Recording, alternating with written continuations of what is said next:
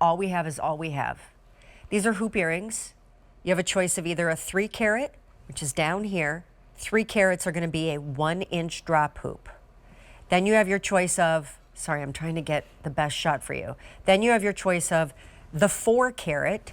Again, 4 carat is going to be an 1.25 inch drop. Everything here is set in gold. You just choose whether you would like white or yellow. And then the big juicy is the 5 carat. That's a 1.5 inch drop. Go for it with the ruler. She will now forever be the big juicy. Oh. For me. And here's the other cool thing. By the way, we only have like 160 pairs of these to go around. The 4 carat, which is right in the middle, the 1.25 inch drop, is the most limited.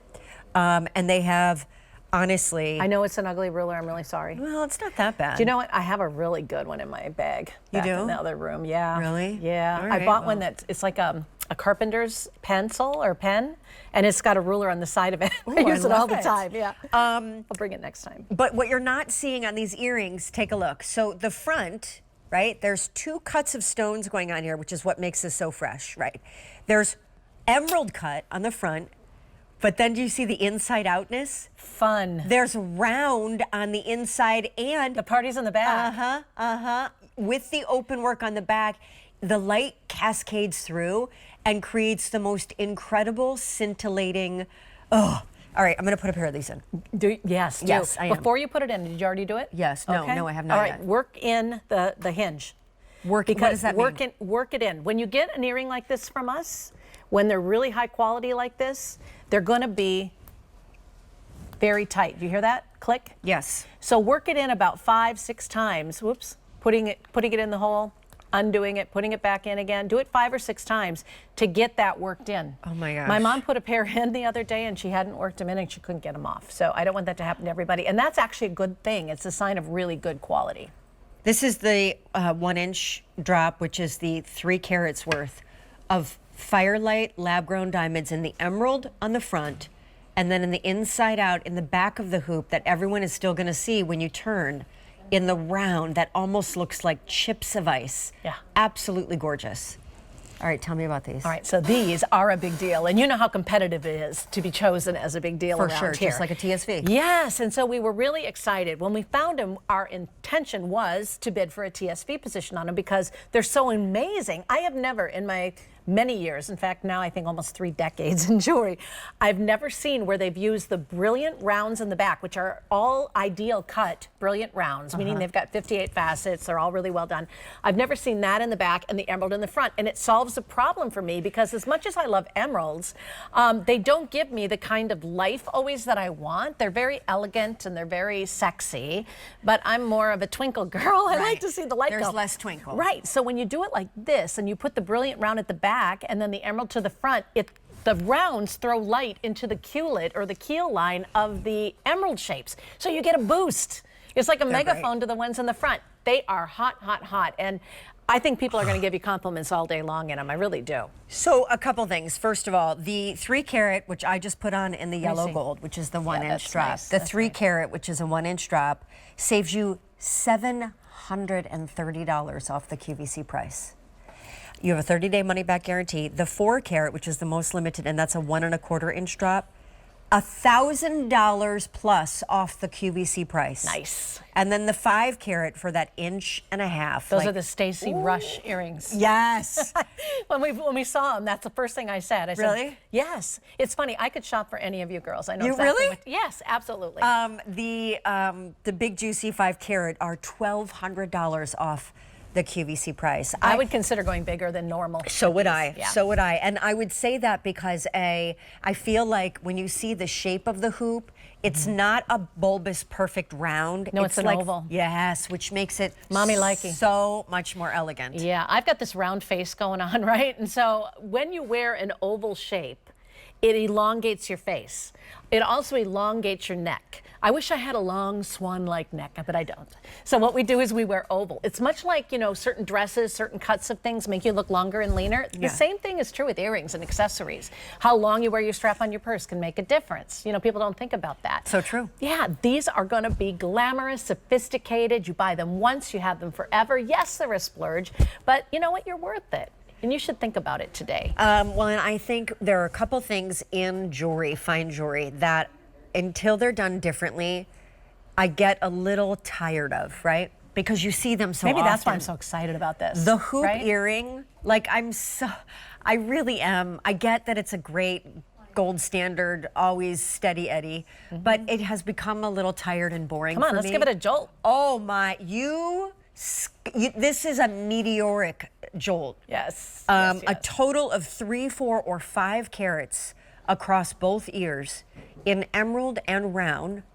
And then if you can, because everything here obviously is set in 14 karat solid gold, explain when we talk about you being a member of the Gemological Institute of America, and I think since the 30s they've been around, right? Right. What are these tremendous exacting standards that they have for not only how to cut the stones, but set the stones? Yeah, it's so true. I mean, they oversee every aspect of manufacturing.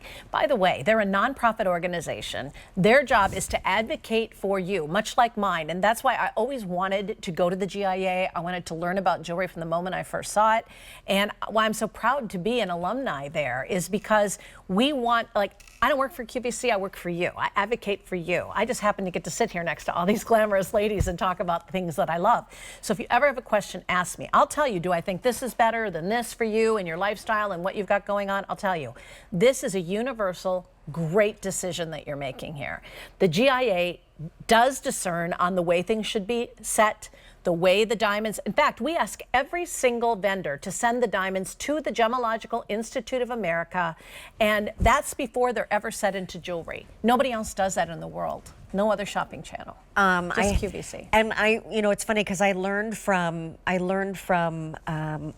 so much from Michelle, because I really don't know anything about fine jewelry. But as I'm getting older, and I'm 51 now, like, I'm giving myself permission that if I'm going to do this, do it right. Let's do it right? Yeah. Like, I don't need to do fakey fakerton. I can if I want to, but there are times where it's like, you know what? The minute you go real, these will be the splurge that you hold on to and save and pass down and get appraised and forever and ever and ever. So explain to everybody to that end, because this is a big deal. You are saving anywhere from $700 to $1,200 off of the QVC price. Explain this concept of promotional diamonds, because we're moving into almost Mother's Day and then graduation. And I feel like everyone should understand how the diamond jewelry market works. You will never see promotional grade diamonds at QVC. You won't. Promotional grade diamonds. Remember I was telling you the story about General Electric in the early days of growing diamonds? Those were promotional grade diamonds. The ones that are used for abrasives, right? The ones that look like spits, pardon my language, but that's what they call them, spit diamonds. Now some people are calling them salt and pepper diamonds. They're not good. They can be interesting, but they're not this. This is a whole different level, a whole different league, and you'll know it when you see it, when you get it home. I want to tempt you with something today. If not this, we'll find you something. But know that once you do take a little bite of the apple here in Firelight, it is difficult to lower your standard. You know, once you're treated well in a relationship, you see maybe how you weren't maybe treated so well in the early days. You are the cutest. Am I right? You are so right. Now, first of all, Sheila is in the largest pair, which are the 5 carat. And why not? They're a 1.5 inch drop. They are stunning. They bling from every angle.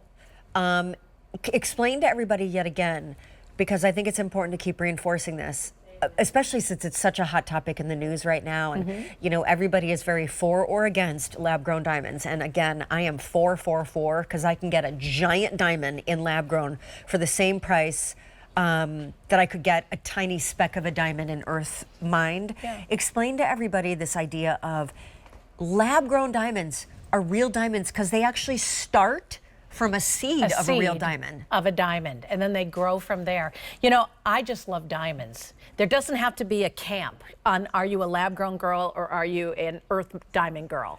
You can love both equally, and I do. I just know, and it's a different time maybe. Like, I know if I want bigger, bolder, brighter, cleaner diamonds, and I don't care where they grow, I go lab-grown. If I want that sentimental value of something that was, you know, really nestled in the belly of the earth for 3.5 billion years and came up through volcanic activity and all of the romance and all of the lore and history, then I go affinity. But there's room for both. And, you know, being in the middle, like I am, a moderate, I guess, in the world of diamonds, I can see both sides, you know, but just because one side says that it's more energy efficient than the other doesn't mean that it's less harmful or more harmful to the earth. So you really have to look further than just what if somebody says, well, these are much more ethical, and I see that all the time. Ethically mined diamonds, they call lab-grown diamonds more ethically mined. I don't know about that. I know that the Natural Diamond Council governs our earth-grown diamonds, and they do great things with the earth and replacing it, making it better than it was when they were mining.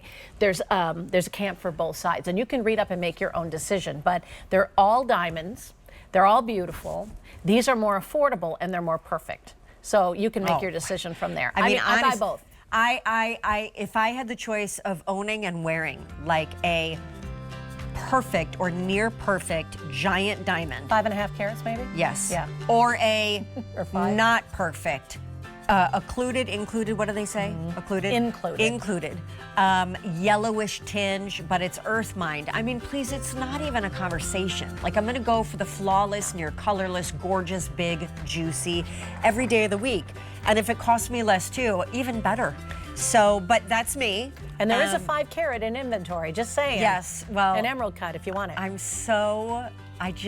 That ring, I remember presenting it with you for, when was it, in February? Or February. whenever? Yeah. Yep. Just incredible. All right. Loved it. Come